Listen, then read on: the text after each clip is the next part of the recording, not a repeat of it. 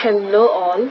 So in this video we are starting with the fifth unit, that is the first unit of second year AEC paper EVS.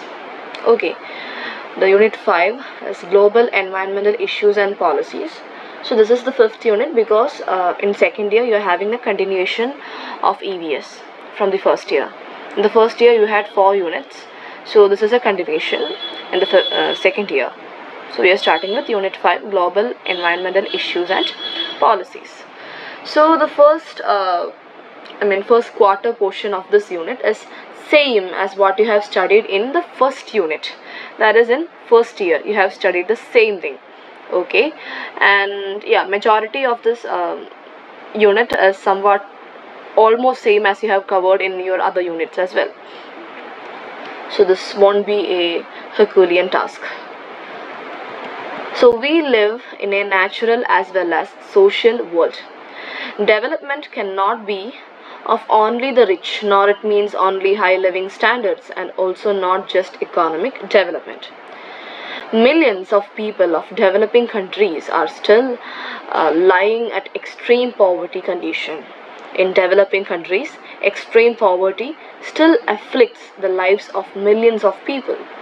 47 least developed countries exist on less than 0.5% of world's income. More than 2 billion people do not have access to adequate sanitation. 1 billion people do not have access to clean water. 1.3 billion people are breathing air below the air quality set by World Health Organization. Poverty and socio-economic inequality raise serious issue of sustainability.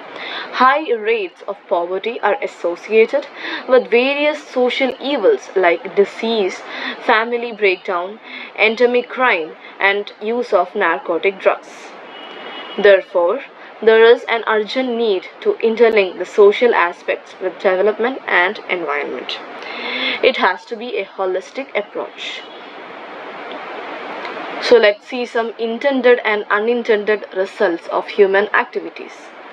First, let's check the intended results. So the human activities that we are referring here are land clearing, agriculture, fisheries, grazing, water diversion, mineral extraction, fuel consumption, industrialization, urbanization, and recreation. So in intended results, we have food production, which helps in fiber production, so it is an improved quality of life. Then we have shelter from land clearing and all. We are having more shelter, the construction of buildings, flats and all. It also helps in water supply. Then consumer goods from agriculture, it helps in enjoyment. Then culture, which improves the quality of our life by providing knowledge. Then if we speak of unintended results and their environmental cost, with food production or shelter, let's say, the unintended result is habitat destruction of the wild animals. It leads to social degradation. Then deforestation, for grazing, for industrialization, urbanization, recreation. We cut down trees, which leads to pollution. Then desertification, which leads to eutrophication. So all these terms we have studied in the first year. What eutrophication is, biomagnification, bioaccumulation, everything. We have covered all these topics in first year, so I won't be repeating them. The video gets more and more lengthy then, that's why. Next is acid precipitation, loss of biodiversity. We studied what precipitation is and all, the pH level change, everything.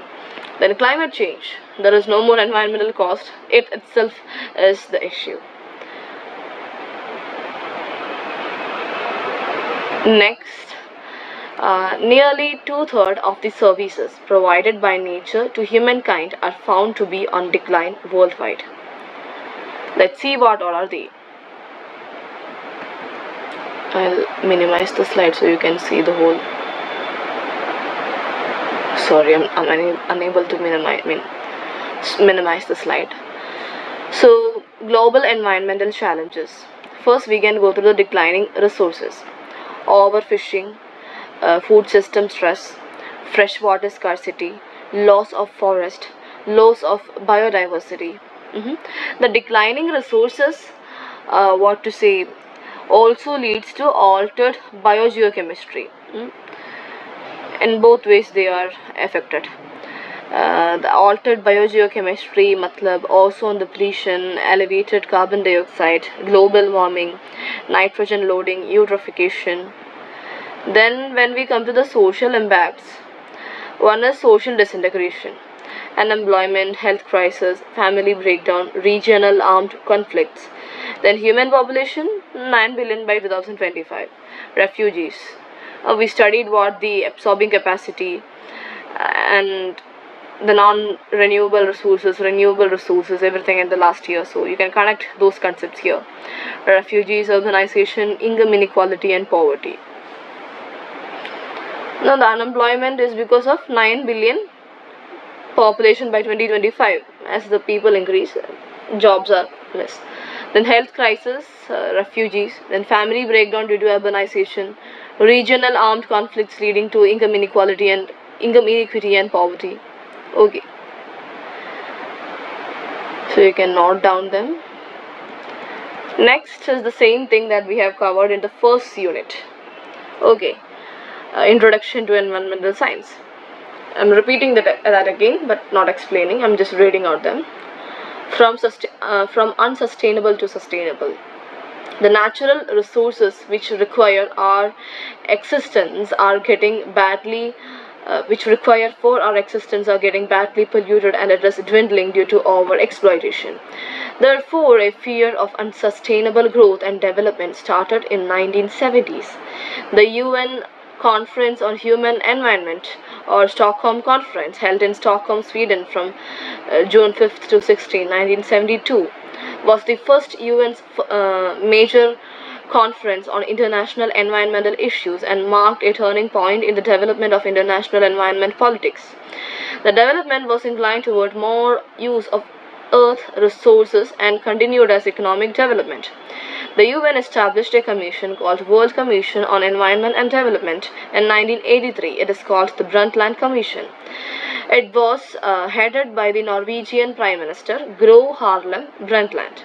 The Commission proposed a global agenda to address the world's environmental problem and people's concern relating to living conditions, resources, population, pressures, international trade, education, and health. The Brundtland Commission report, Our Common Future, defined sustainable development as development that meets the needs of the present without compromising the ability of future generation to meet their own needs. The concept of sustainable development in Brundtland report was the landmark for UN Conference on Environment and Development, popularly known as Earth Summit in Rio de Janeiro, Brazil in 1992. Following five are the just give me a second, I'll come now.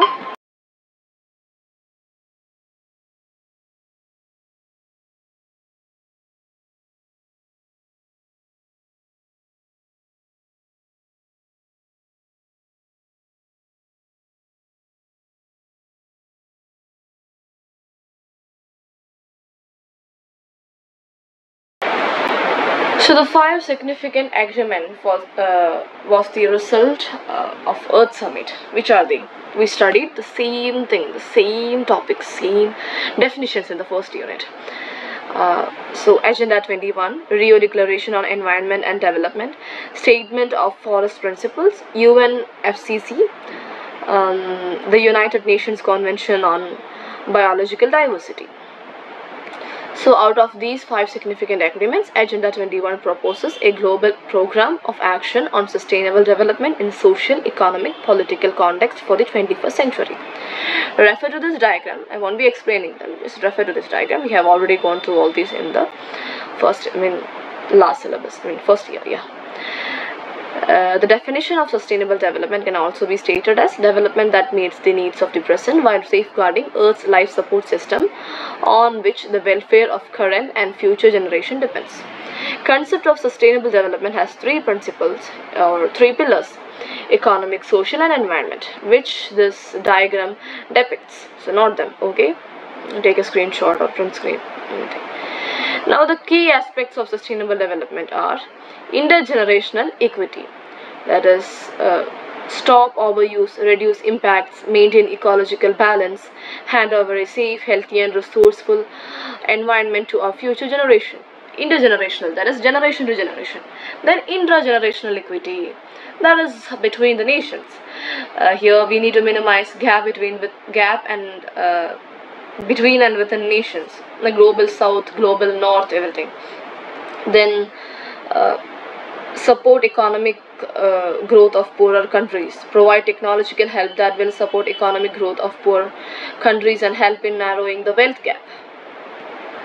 Next is measure of sustainable development.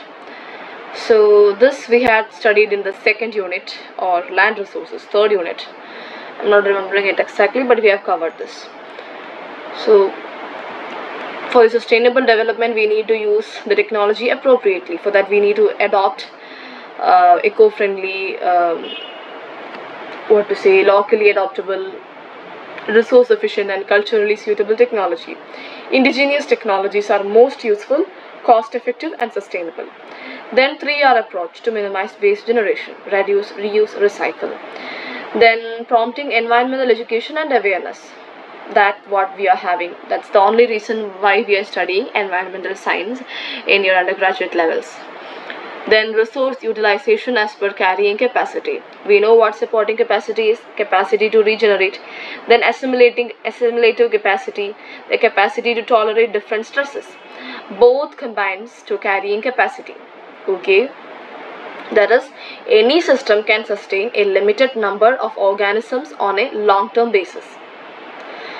Now, in order to attain sustainability, it is very important to utilize the resources based upon the above two properties of system.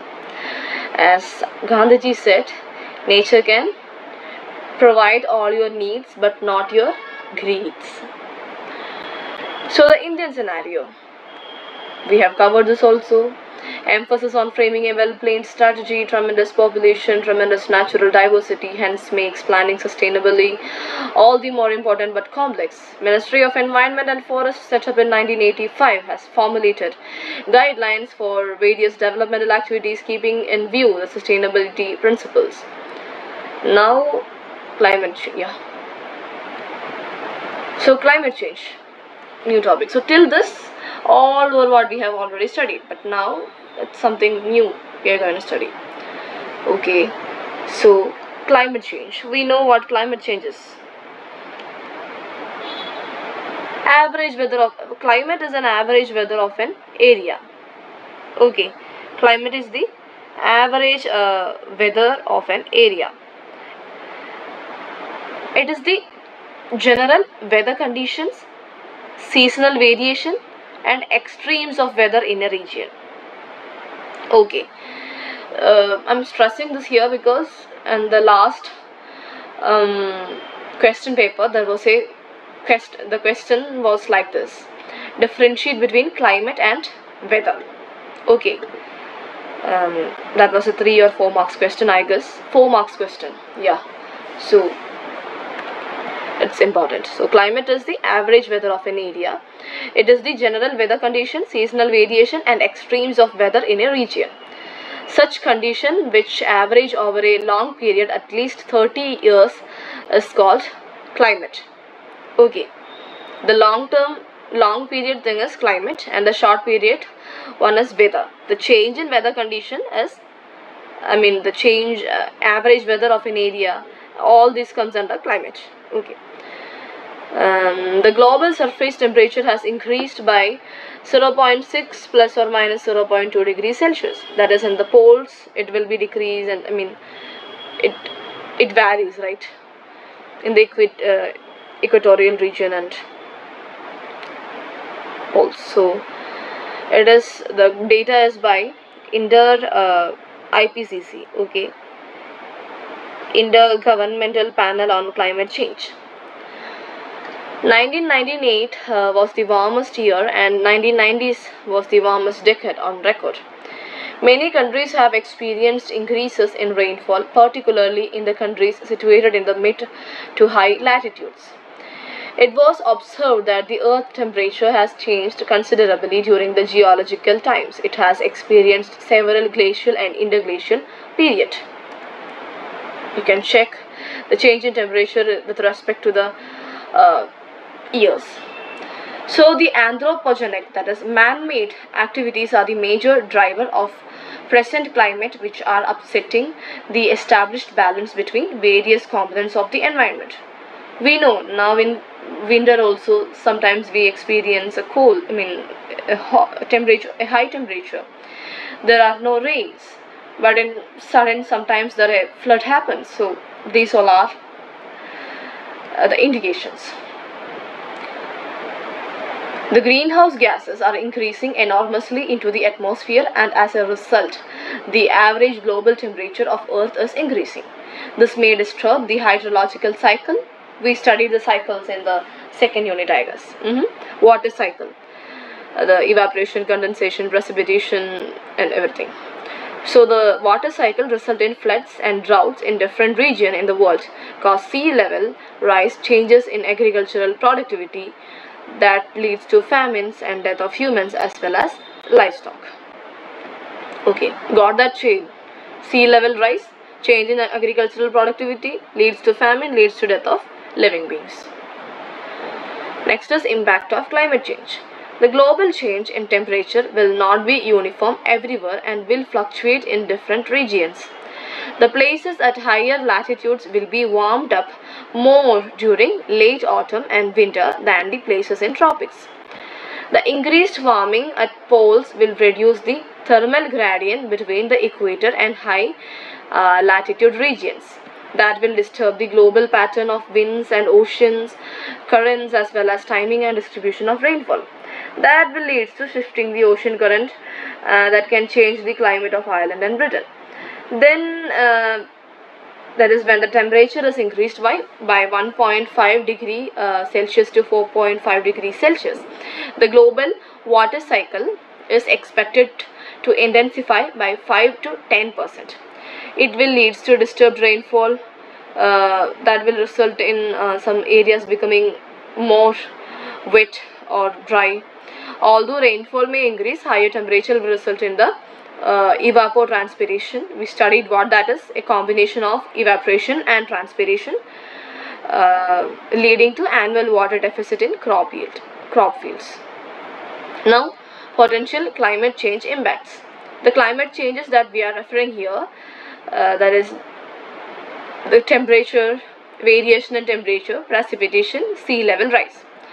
So that will lead to health impacts.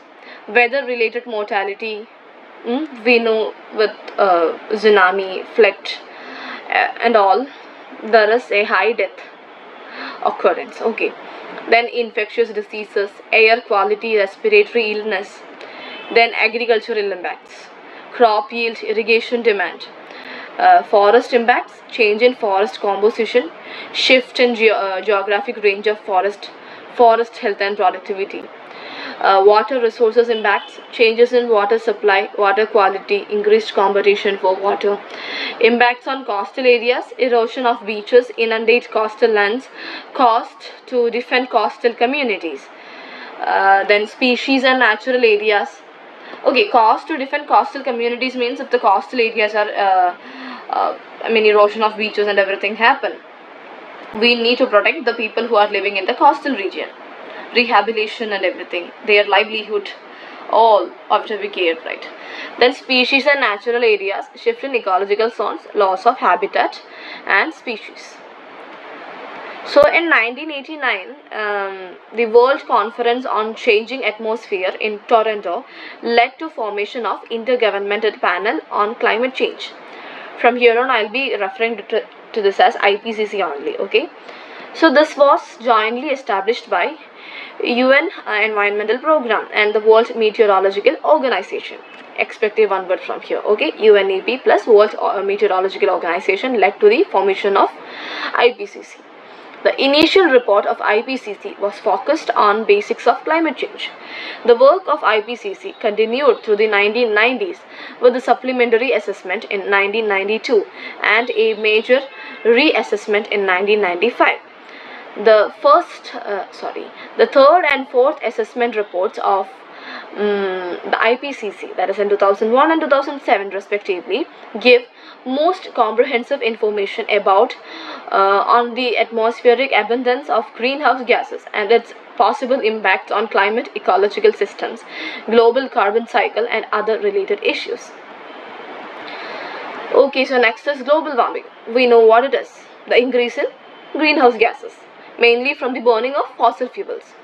It traps more heat in Earth's system.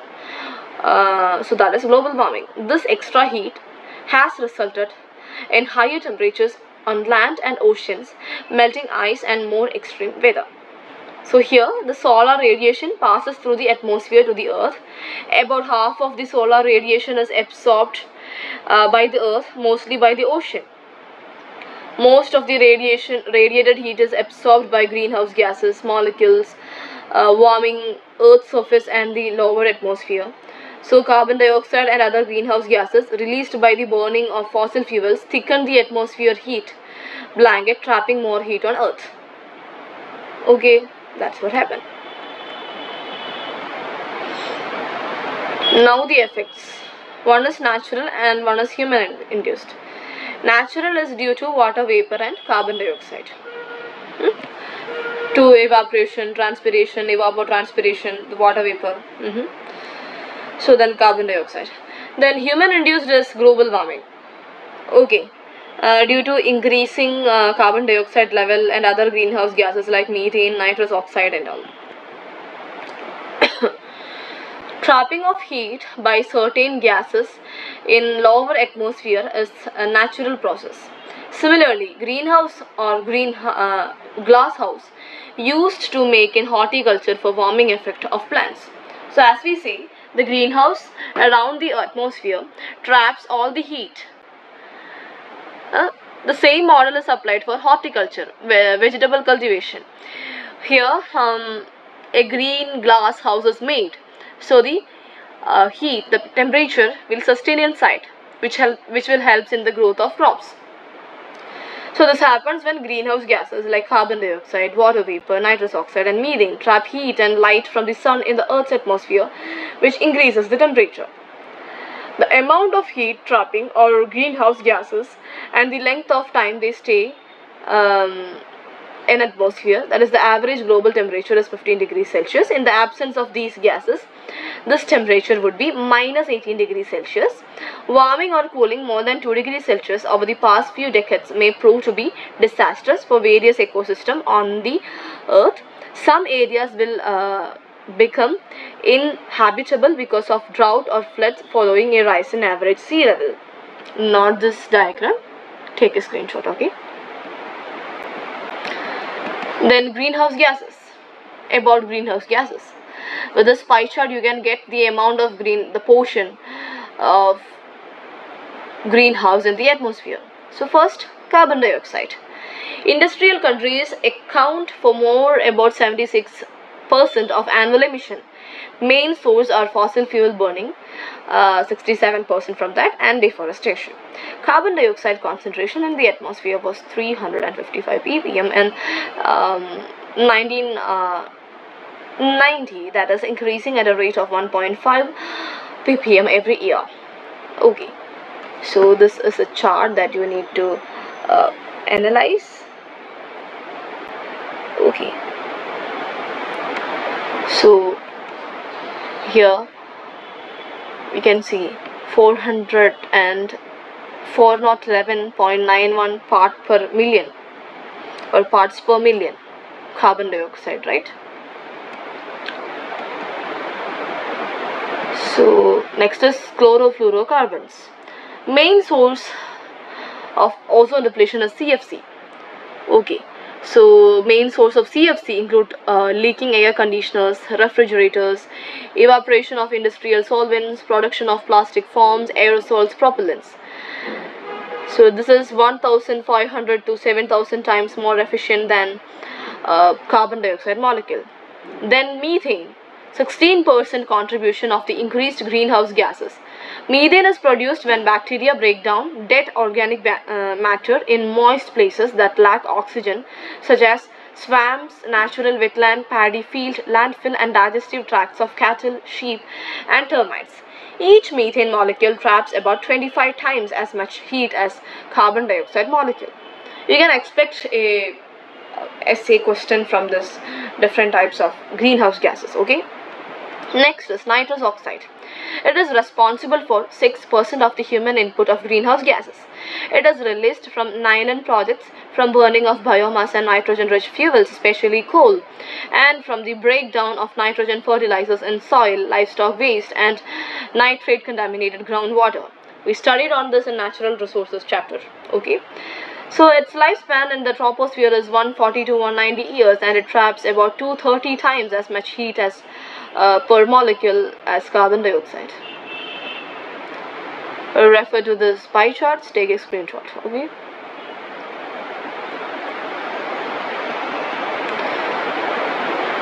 And this table also, take a screenshot or note down.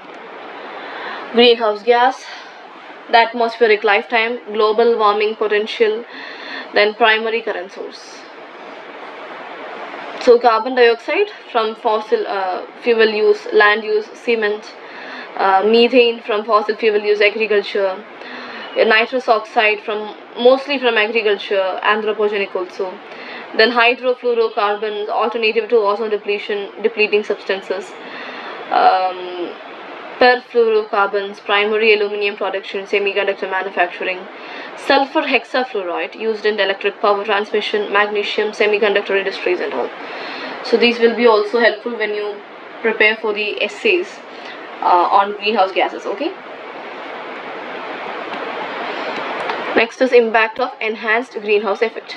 Global temperature increase, sea level rise, submergence of areas, effect of human health, changed agricultural production, change in wind current patterns, ocean currents will change, hydrological cycle will intensify, cases of flood, drought, cyclones will rise. We studied this, in this chapter itself, in this unit itself, in the first 15 slides, I guess. This was the...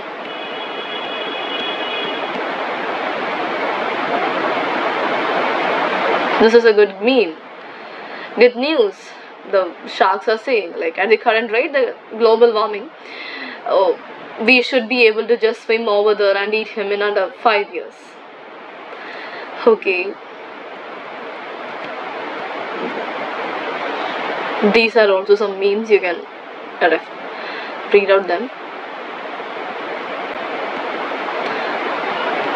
Next is measure to check global warming. Cut down the current rates of use of CFC, chlorofluorocarbons, fossil fuels, use energy more efficiently, shift to renewable energy resources, increase nuclear power plants for electricity production, shift from coal to natural gas, adopt sustainable agriculture, stabilize population growth, efficiently remove carbon dioxide from smokestacks, biofuels, afforestation, then reduce the current rate of CFC, UCR. We have already said that. Trap methane for fuel, potential of algae in carbon dioxide utilization, then sustainable agriculture. Next is acid rain. We had discussed this, so I'm not gonna discuss it again. In the first year syllabus we have discussed it. Okay. This will affect the pH scale, reduce the pH scale. Right, the gaseous pollutants in the atmosphere, then the particulate pollutants in the atmosphere, both will collide with the precipitation, and yeah, this happens. So again, the definition, acid rain is a broad term referring to a mixture of wet and dry deposition from the atmosphere containing higher than normal amounts of nitric and sulfuric acid. It occurs when these gases react in the atmosphere with water, oxygen and other chemicals to form various acidic compounds. The result is a mild solution of sulfuric acid and nitric acid. When sulfur dioxide and nitrogen oxides are released from power plants, other sources, prevailing winds blow these compounds across state and national borders, sometimes over hundreds of miles. pH will be less than 5.6, that is why it is acidic. If the acid chemicals in the air are blown into areas where the weather is wet, the acids can fall to the ground in the form of rain, snow, fog or mist. As the acidic water flows over and through the ground, it affects a variety of plants and animals. In areas where the weather is dry, the acid chemicals may become incorporated into dust or smoke and fall to the ground through dry deposition, sticking to ground buildings, homes, cars and trees. Examples are given here. Kodaikanal. So most of you will be familiar with the film Manyamal Bar. So this is that Kodaikanal, 5.18, then Minikoi 5.52, then Mohanbari 5.50. Effects of acid rain. pH below 5.1 causes a harmful effect. This effect is visible on the aquatic system even at pH less than 5.5%. Sorry, 5.5.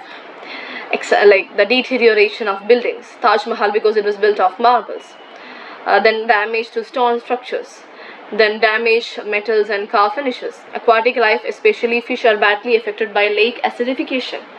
Due to acid rain, a lot of leaching of toxic materials like aluminium, mercury, manganese, zinc and lead into the water bodies, which affect the aquatic animals.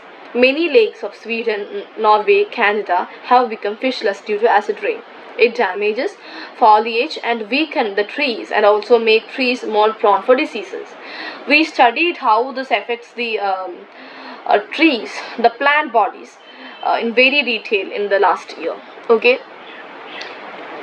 Here we have reduced the definition to one sentence. I hope that's enough. Now, control of acid rain. Emission of sulfur dioxide and nitrogen dioxide from industries and power plants should be reduced by using pollution control equipments. Then liming of lakes and soils. Then coating a protective level of inert polymer to the interior of water pipes. Okay. Next is ozone layer depletion. So ozone layer is a natural sunscreen. For the last 450 million years, the Earth has a natural sunscreen in stratosphere that is called ozone layer. This layer filters out the harmful ultraviolet radiations, UV rays, from the sunlight and thus protects various life forms on the Earth. So layers of atmosphere, we have covered the topic, we have covered the ozone, everything. Formation of ozone layer, we have discussed it, but again O2 plus HV gives, that is HV is the ultraviolet radiation which is less than 242 nanometer, which decomposes molecular oxygen into atomic oxygen. So here O2 is a molecule. When it is combined with the UV ray, it becomes atomic, it splits. And when that atomic oxygen O is combined with the molecular oxygen and a third body M, which is necessary to carry away the energy released in the reaction, ozone plus the same energy is, in result is produced. Ozone absorbs harmful ultraviolet radiation, that is 200 to 320 nm, and is continuously being converted back to molecular oxygen. You know why it is? Because O3 plus HV again gives you O2 plus O. It splits. Then O2 plus HV is equal gives O plus O. Okay, thinning of ozone layer or ozone hole or ozone layer depletion. In 1984, ozone layer hole was discovered over Antarctica. The British Antarctica Survey team, led by Joe Farman in 1985, reported that ozone layer of Antarctica had shrunk each year since 1970. CFC are mainly responsible for ozone depletion in the stratosphere. Nitrous oxide emitted by supersonic aircraft during combustion of fossil fuels and use of nitrogen fertilizers break ozone molecules. CFC 11 and CFC 12 are the CFCs most commonly used. It's used as coolant in refrigerators and air conditioners, as propellants, cleaning solvents, etc. CFC released in the troposphere reach into the stratosphere and remain for 65 to 110 years, destroying O3 molecules. During winter season, minus 90 degrees Celsius, the winds form ice crystals. CFC get collected on the surface of these ice crystals and destroy ozone much faster. The CFC in the stratosphere, therefore, the chlorine atom is removed from CFC and attracts one of the 3 oxygen atoms in the ozone molecule. The process continues and a single chlorine atom can destroy over 1 lakh molecules of ozone. Now, effects of ozone hole. Due to ozone depletion, that is ozone hole, the UVB reaches to Earth's surface and affects DNA and photosynthetic chemicals. Any changes in DNA can result in mutation and cancer. We know nowadays when we buy the sunscreens, you can see that protects from UVB rays, blue light and all. Okay, that's it. So easy absorption of UV rays by the lens and cornea of eyes will result in increase in incidence of cataract. Melanin producing cells of the epidermis will be destroyed by UV rays that cause immunosuppression. Phytoplankton are sensitive to UV exposure. Phytoplankton, the producers in aquatic ecosystem. Then yield of vital crops like corn, rice, wheat will decrease. Degradation of paints, plastic and other polymer material happens. Now, Vienna Convention for the Protection of Ozone Layer. In 1981, the UNEP acted on a proposal to develop a global convention on the ozone layer. There was a lack of understanding about the true extent of the environmental risk from depletion, made early negotiations very depletions. Okay. So itself the negotiations were difficult because they didn't know the extent, the depth of this problem. There was a lot of questions of validity of the science on this. As a result, 1985, the Vienna Convention on the Protection of Ozone Layer, a multilateral environmental agreement, came into existence. Within 2 years that followed the creation of Vienna Convention, there was incredible progress in reaching a global scientific consensus on the nature and the threat from ozone loss. So by 1987, the disagreements and lack of understandings had given way to substantial trust among the international community. On September 16th, specifically, Montreal Protocol on substances that deplete the ozone layer was negotiated and signed by Canada along with 23 other countries. As of September 16, 2009, it has been signed and ratified by 196 countries, achieving universal participation. The Montreal Protocol on substances that deplete the ozone layer is one of the first international environmental agreements that includes trade sanctions to achieve the stated goals of a treaty. India became party to the Vienna Convention and Montreal Protocol on 8th March 1991 and 19th June 1992, respectively. Main goal of Montreal Protocol was to phase out ozone depleting substances. Under the Montreal Protocol, 95% of the production and consumption of ozone depleting substances has been phased out. The 100 chemicals that are grouped in the following categories. Okay. CFC, halon, carbon tetrachloride, hydrochlorofluorocarbons, methyl chloroform, methyl bromide and all. Now, environmental ethics. So, the human-centric thinking and earth-centric thinking. In human-centric thinking, we think like human is all-powerful, supreme creature, master of nature, can harness it at his will. But like if we think nature has provided all the resources for leading a beautiful life, nourishes us like a mother, we should respect our nurture here, the world would have been a better place. The first view, we know the humans are thinking because of the economic growth and development without care on the planet. But we need to have that in our mind, that Mother Nature is everything, right? So some important ethical guidelines. These all are like something that you can write by yourself. Love and honor, sacred to earth. No right to drive them to extinction. Other creatures should be grateful to the plants and animals. We must not limit our offsprings and overburden them.